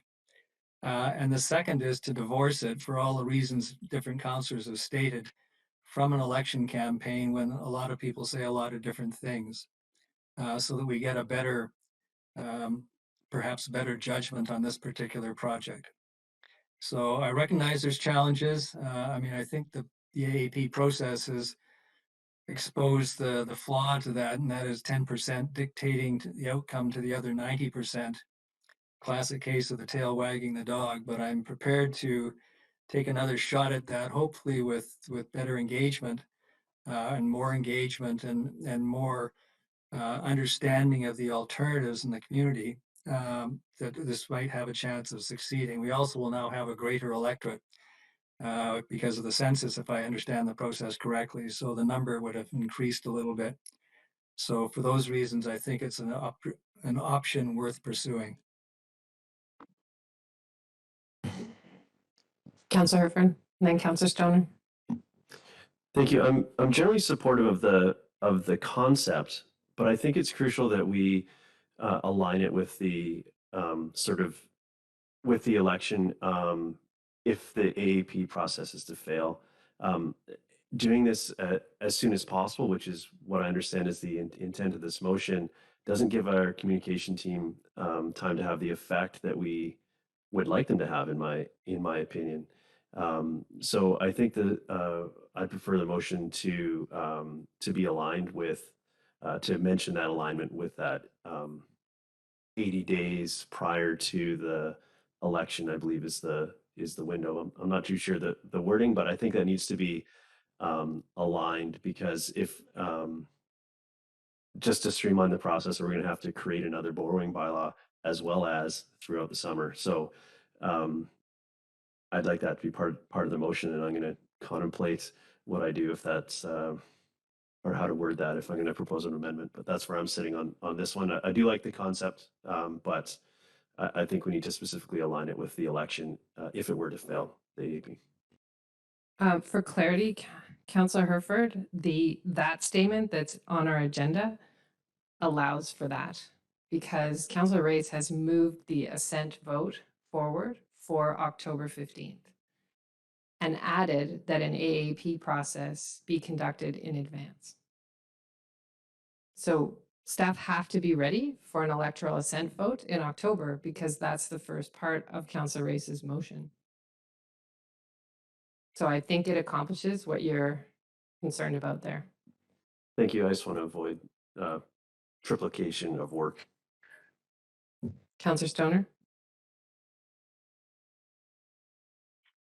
Thank you. I will support the motion. I did have some hesitation around the mover's language of moving the AAP as soon as possible, but I think with the existing language of being prepared for the electoral assent referendum, that gives our staff the ability to align the AAP process as necessary. And I think that this is a worthwhile step to take. It is more cost effective again to simply run an AAP if it is successful, and then it gives us the opportunity to pursue the assent vote immediately after if need be. But it also gives us the time to do the communications and outreach, further communications and outreach to our community to make sure the extensive information is available before the AAP process. And it hopefully gives us a little bit of a window to move this out of the election campaign if possible. So that is why I will be supporting the motion, and thanks to the mover for figuring out how best to frame it and get it on the floor. Councillor French? Thanks, Mayor. My first thought with this was it's going to be really difficult for our staff, and we shouldn't force them into a hurry up offense situation like we would be doing. Then I remembered we have a pretty amazing team, and as difficult as this is going to be, I think our staff can pull it off. We've already, as I mentioned earlier, seen some really great education materials come out about the Public Works building and the need for it. The photos that have been pulled together are very illustrative of the condition of that facility. So I'll be supporting this motion, and only because I think we have a staff team that can pull this off. Thank you. Councillor Pettingill? I like the idea of doing an AAP and starting the communications around that now. Where I have some hesitation, I wonder if the language around the the referendum should be, that's our goal and our intent if it fails. But I think if we see the second AAP fails, we may want to take stock of the feedback and decide, does it make sense to then flip around and go to a referendum right away? Something may come around, or if the ministry can't work on our timelines, the referendum may not be the thing that happens. I think it's sort of, we want to keep that option and definitely focus on that. But I think the first thing is to ensure we do the AAP first and the education, make it so everything in our power to keep that referendum option open. But I'm a little bit hesitant to lock in a referendum after a second AP just yet. Any other comments? I think this is the way to go. I think I would like to keep this out of the election cycle if at all possible. I think that with a more aggressive information campaign from the district, I think with council understanding their role to aggressively promote this alternative approval process and not take them for granted ever again, given that our community is subject to, some organized misinformation campaigns. I find it ironic that the first people reach out to when they're in trouble with a burst pipe or they can't get anything, snow cleared from their roads or branches have fallen down, they reach out to Public Works. And I just have a hard time believing that if people have the information at hand about how this facility makes sure they have clean drinking water and our wastewater is treated and we manage our stormwater and that there are people and equipment to clear snow and fix pipe breakages, and that we need to move our whole SCADA system out of the floodplain and make the operations of this group much more resilient in the face of the flooding risks that we have here in the district. It just makes abundant sense to allow this to move forward. I think a key piece that's missing is that we did a lot of engagement around Brennan Park in 2018. We've been moving those plans forward.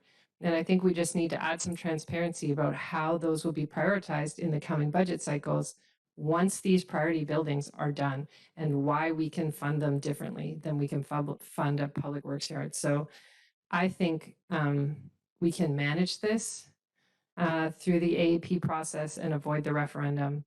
I would hate to see us lose out on this, and spending a bit of money now hopefully avoids us having to spend an extra 1.7 million later because it fails at a referendum. So I'm happy to vote in support of the amendment. So I'll call the question. Any opposed to the amendment?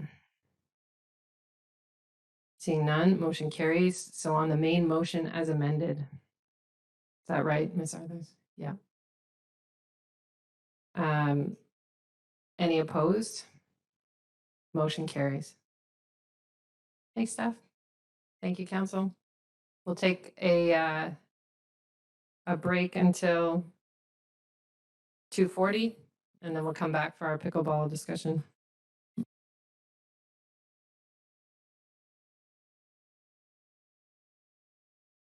Welcome back to the special business meeting for Tuesday, April 5th. We're on item 3.2, the pickleball courts at Eaglewind, and I am turning things over to Mr. Buxton.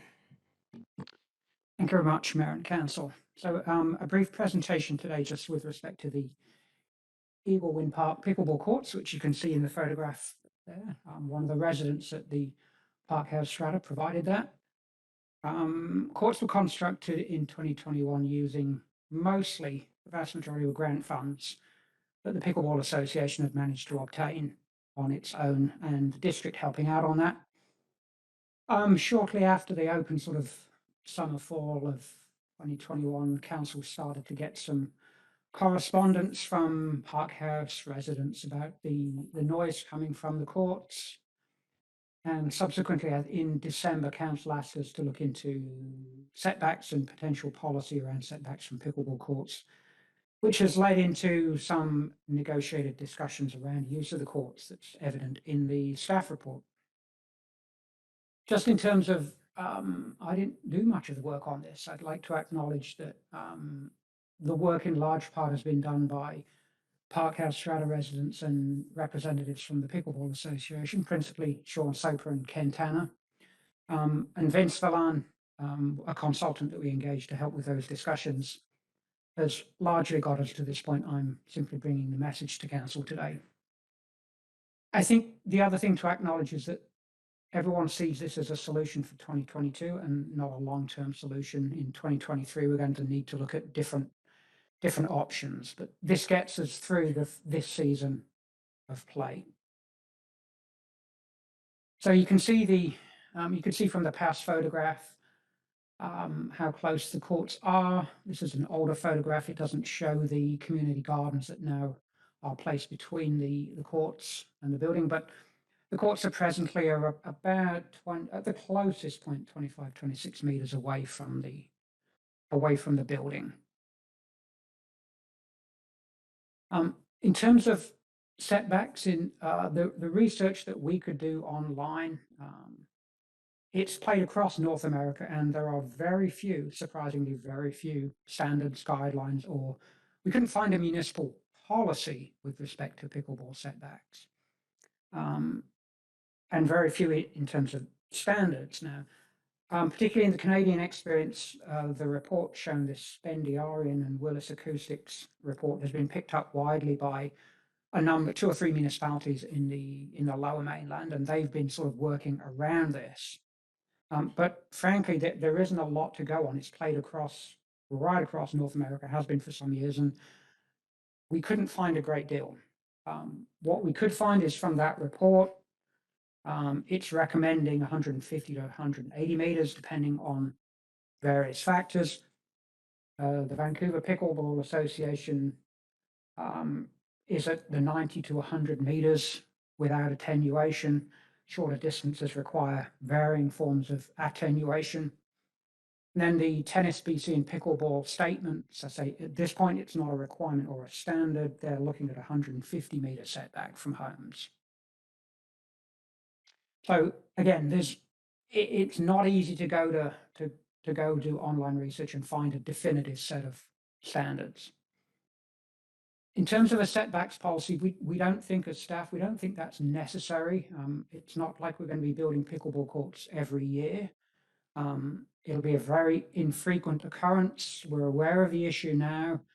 Guidelines may develop it over time. And at this point, we're looking at a minimum 100 meter separation distance if and when we deal with this issue in another location. So that's what we're working around. I don't think it's necessary to develop a policy around this one specific issue. In terms of the mediated discussions and where they led, we looked at 4 different options. There's a little graphic missing there, but closing the pickleball courts effectively immediately or leaving them unrestricted were options, not good ones. Someone wins, someone loses quite clearly. So those weren't pursued with any great depth. Installing sand attenuation at the pickleball courts is an interesting option. I'll come back to that in a moment. But where we did focus the discussions were managing and restricting the hours and days of play of pickleball. So meeting somewhere in the middle. Just in terms of the option for attenuation, it's the preference of the Pickleball Association that this be the option that be selected. Staff is not recommending it, mostly for a number of reasons. The first being that the upper floors of the apartment building look down, and you can clearly see on that photograph right over the fence to at least 4 of the pickleball courts.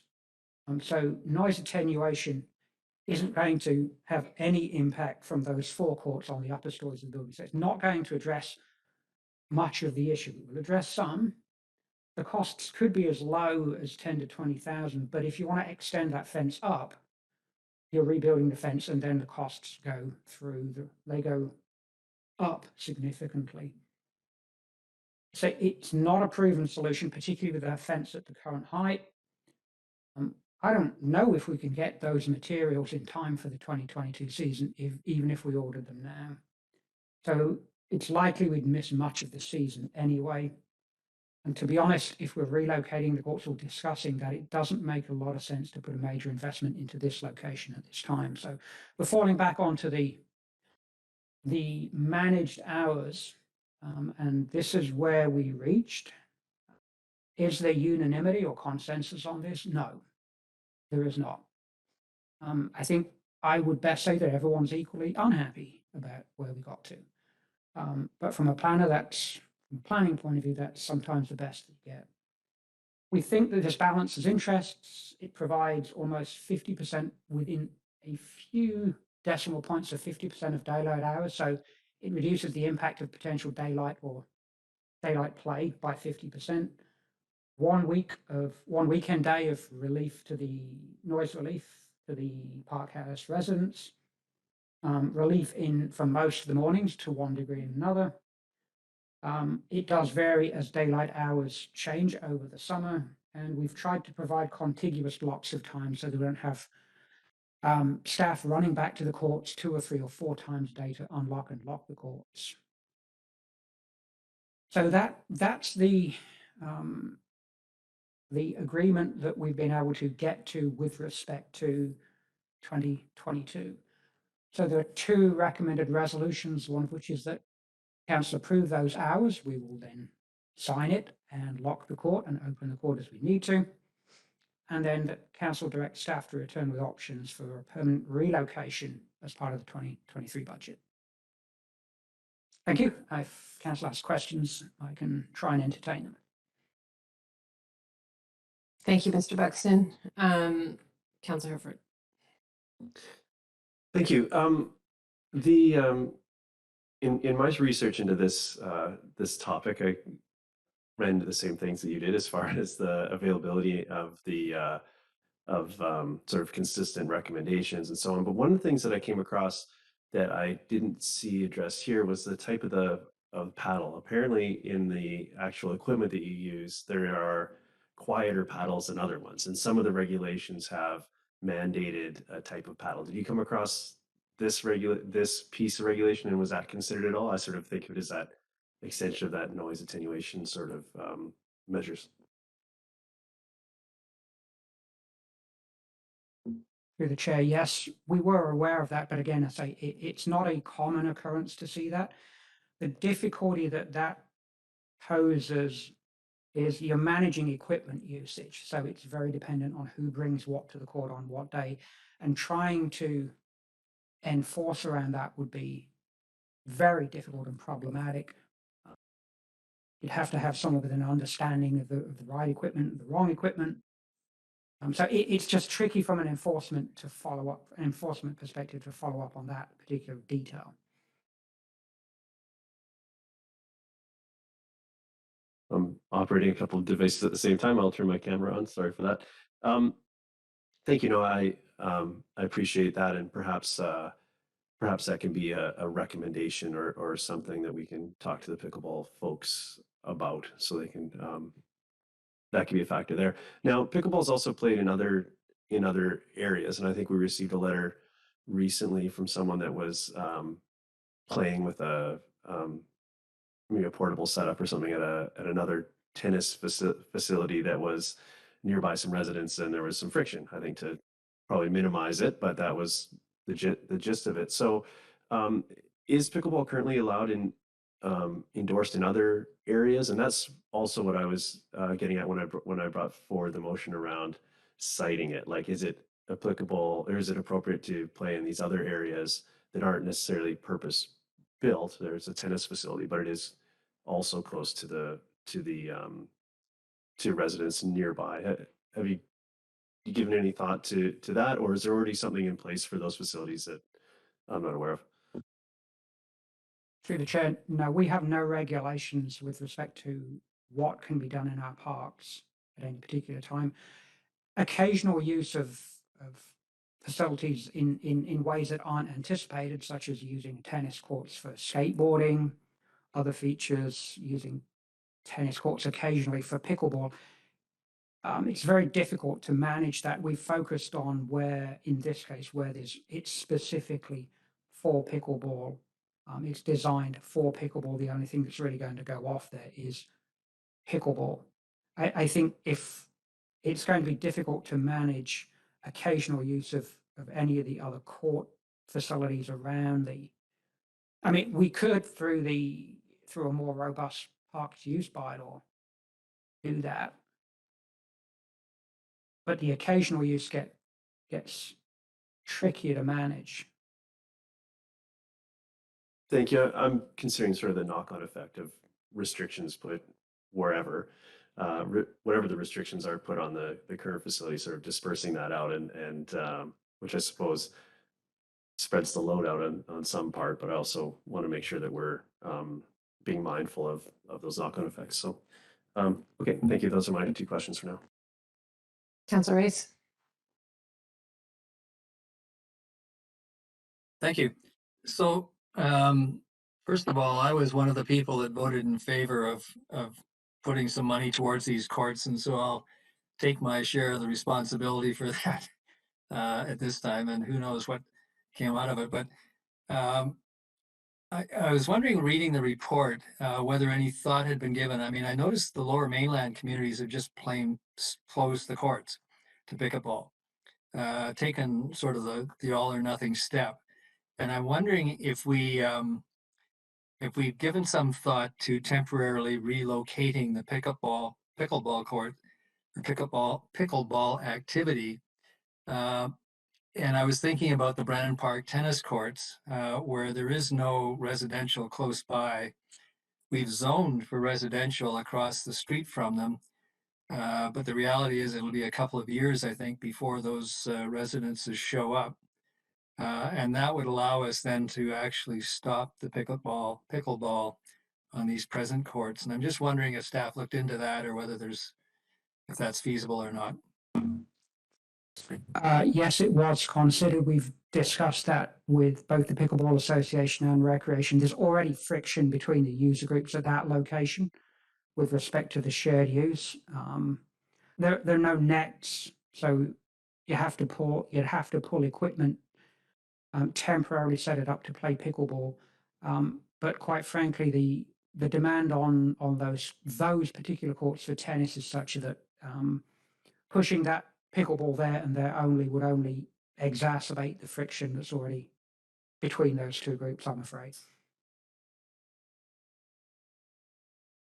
Councillor Stoner. Thank you. I just want to clarify, I think, building on previous questions to my colleagues, this does not prohibit the play of pickleball in other courts as like a pop-up play. So if people had their own nets, they could go to a tennis court, put up their nets and play pickleball. Is that correct? Correct. I think just expanding on the answer to Councillor Herford, I think there's opportunities for that occasional use to occur and for occasional uses of various types that may or may not have impacts on adjacent neighbors. And I don't know that we want to get into that sort of level of regulation.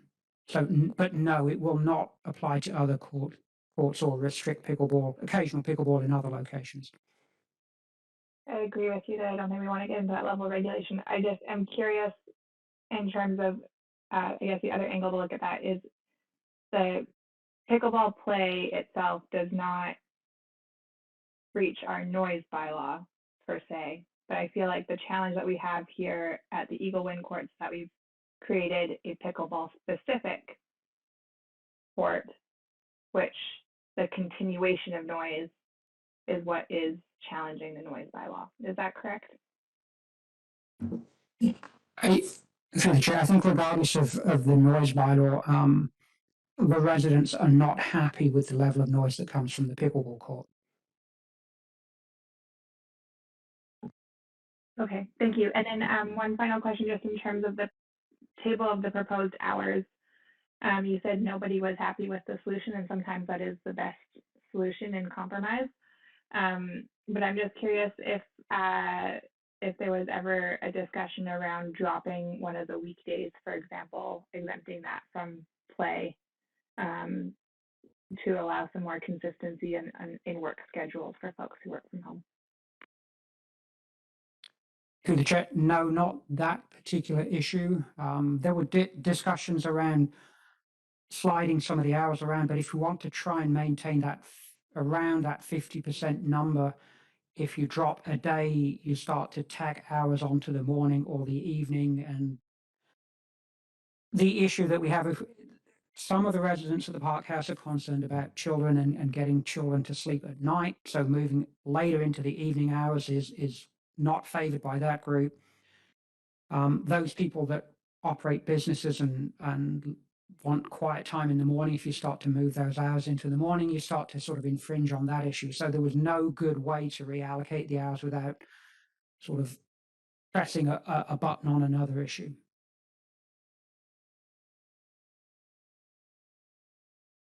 Any other questions?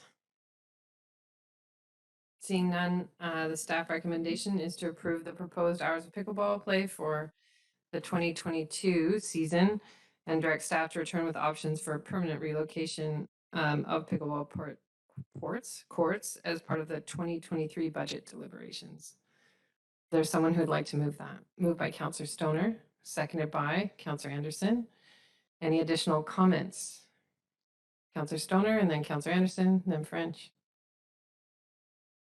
Thank you. Through the chair, I don't think that this is an ideal scenario that we find ourselves in either, in terms of the investment that's been made and the unintended consequences. But I would like to thank the community, both from the Pickleball Association and from the Park House Strata, for coming to the table with a mediator and finding this compromise solution for 2022. I appreciate that it's not perfect from anybody's perspective, but I think it does very fairly balance the availability of play with understanding the noise implications that it's had on the residents directly adjacent. And I look forward to seeing the 2023 budget so that we can figure out how best we reallocate or redirect these courts to somewhere else so that we have a more permanent solution in the long term. Thank you. Councillor Anderson? Thank you. I will also support this recommendation.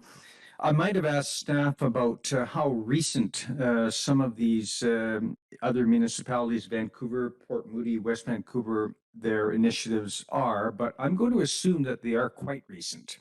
We're all learning and learning quickly across the continent and beyond, probably, regarding setbacks and noise control guidelines and experience. So we are all new at this game, and I'm going to expect that those other municipalities are also new in this issue. We have made an oversight, but it's not only the district, and I don't want to offload a responsibility, but the community at large. We're all learning together. I don't support this recommendation in the manner of saving face. I think that the investment is real, but it's not also my main consideration. The pickleball has come to satisfy an important need in the community. And in fact, I will call it a community health need. I'm aware and well acquainted with a number of individuals for whom this sport has come to play a very important role and opportunity for recreation, including seniors and disabled persons. The availability of alternative indoor facilities has changed recently, and this is because the COVID restrictions have changed, and those indoor facilities are now back at what they were doing before, for example, the curling rink. So we have also a very good outcome in here in that the dialogue that has occurred, I think, has been very has a number of interesting features with the association coming forward and representatives from the Strata Council. I think, just echoing my colleagues, to commend their efforts in this dialogue. So I will be supporting this recommendation. Thank you. Councillor French. Thanks, Mayor. And I'll join Councillor Rice in taking responsibility, or some level of responsibility, after voting in favor of this dedicated pickleball facility. I too thought it was a good idea back when the idea was hatched. All these months later, here we are. So I'm reluctantly supporting this staff recommendation. The nearby residents impacted by the noise generated off of the rackets and the balls. It truly is a major disruption, and the thought of the impacted residents living through another season is difficult for me to endorse. However, I do like the phrase that Mr. Buxton has given to us. There are equally unhappy parties in this. The plan allows us to come up with a longer-term solution by next spring, along with a budget allocation, while at least creating peace in the evenings and on Sundays for the nearby residents. I support the motion. Thank you. Councillor Hurford, then Councillor Race. Thank you. I also was supportive of the initial placement of these courts, and on one hand, I'm excited to see the uptake and their use, and very clearly we're seeing the unforeseen negative impacts of that facility. So I'm happy that both parties came to the table to try to wade through these issues and figure out a path forward.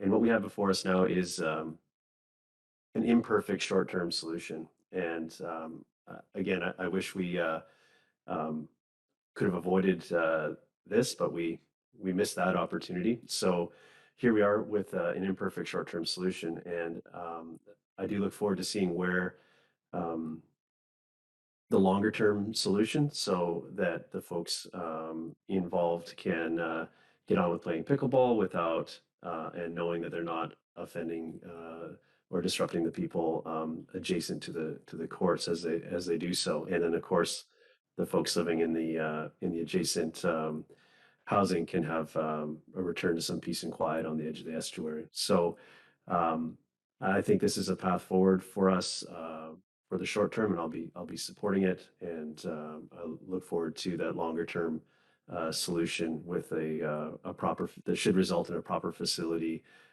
such as we have, just located in a more appropriate area. So I'll be supporting, and my apologies to those affected as we sort of set this in motion, but we're doing what we can to set it right. Thank you. Councillor Race. Thank you. And I will be supporting this as well. And I just also wanted to extend my thanks to the parties and to staff for working towards this solution, which I think is clearly at the moment a short-term solution. I think we all understand that, pending either a relocation of the sports, or the other possibility that occurred to me is that somebody reinvents the sport. And that sounds kind of remarkable, but the remarkable thing for me is that we seem to be one of the first that's sort of come across this problem, and then more or less at the same time as Lower Mainland communities. And it's been going on in North America, I think, for, as staff said, for years. And somehow this hasn't come up before. And that's not a remarkable thing, actually. I can remember when I started to play squash, it's a different ball. It was a different ball than the ball that's used now. And the entire sport seemed to transition over to a different ball. And maybe that's all that's required here, is something like that. But in any event, until solutions like that come along, I think this is the temporary solution. So I'll support this. Thank you. Councillor Peckingill. Yeah, this is a very frustrating situation for everyone, and I was very pleased. I was eager to see that the parties get together and come up with a solution rather than council dictate one. And I understand it's been a difficult process, but I'm pleased to see that people have done that. Can recognize that it's not a solution that we can keep for the long term.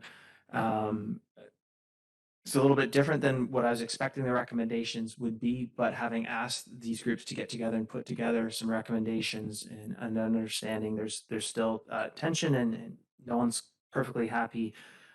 I still don't feel like it's appropriate to wade in at this point and put forward alternate proposals. So I will support this and look forward to more better long-term solutions for next year. I will also be putting forward a motion to deal with, I think, our noise bylaw, some improvements. We'll discuss that after. I don't think what we have right now is sufficient. Thank you. I'll call the question.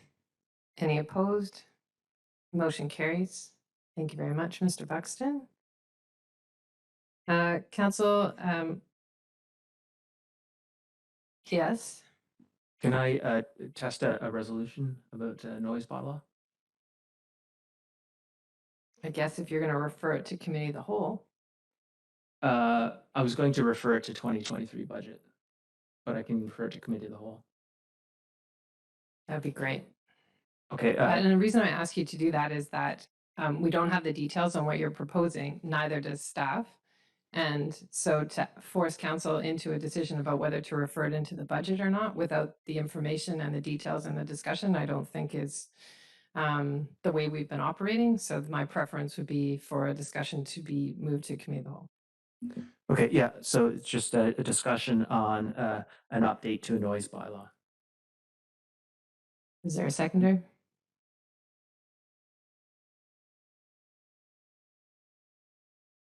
Seconded by Councillor Stoner for discussion.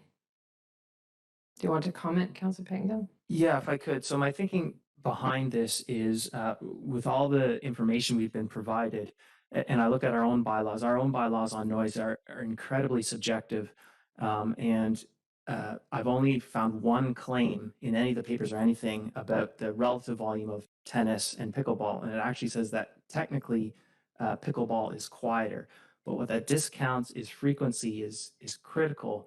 And so something can be quieter, but far more intrusive and annoying.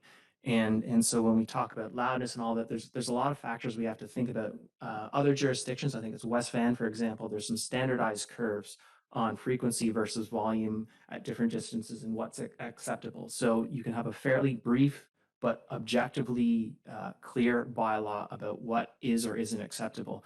And so when we think about reciting pickleball, just an objective standard we can use, the trees have been cut down at this park, and I think we're assuming that tennis would be acceptable now, but without the trees there, tennis might not be acceptable either. That might be disruptive. And I would rather avoid having a sport by sport, I don't like this sport, or this just sort of constant debate on these sorts of things. If we had an objective standard, I think that would get us much further as a community. So nothing pickleball specific or sport specific. This is just our noise standard in a more objective way, I think would be valuable. And I would like to discuss that. Any other comments? Councillor Anderson, Councillor French? I will not be supporting this motion for the reason that the scope involved, or evaluating what scope is involved in a noise bylaw review, is larger than what we can envision here today from this discussion.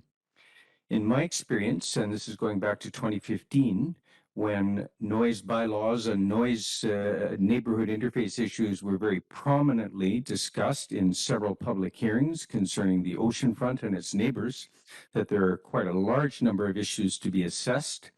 And they involved a number of sectors and activities within the community, so that I would be concerned that the scope that would be adequate to address in a noise bylaw review is quite large. And that I also observed that recently matters have come up, important for some of us, but we were advised that not only the staff workload at this time, but council's work schedule over coming months is already busy. So I would like to see a noise bylaw also. I'm also interested in a review, but I'm concerned about undertaking that review in the next little while. I think it's actually a significant project deserving adequate attention and scope. Thank you. Councillor French? Thank you, Mayor. I too will not be supporting the motion. I feel that staff has far higher priorities at this time than dealing with specifics in our noise bylaw. This is definitely something that could and should be dealt with when we're ready as a council to update the noise bylaw. I'd prefer to work on staff's timing around this than impose it on staff. Thank you. Councillor Stoner? I just believe the intent of it was to have a brief We're having a difficult time hearing you. go into the Councillor Herford, and I'll come back to Councillor Stoner. Thank you. I think a noise bylaw review is, in general, is a good idea if that's what's being proposed. But I do think that I think of the hot button noise related topics and in our community, and it's around the pickleball. We're sat here today. We just discussed that. We've got noise and concerns around industrial sort of interface around the on the waterfront. Um, we've got our good friends at CN with their ongoing noise and our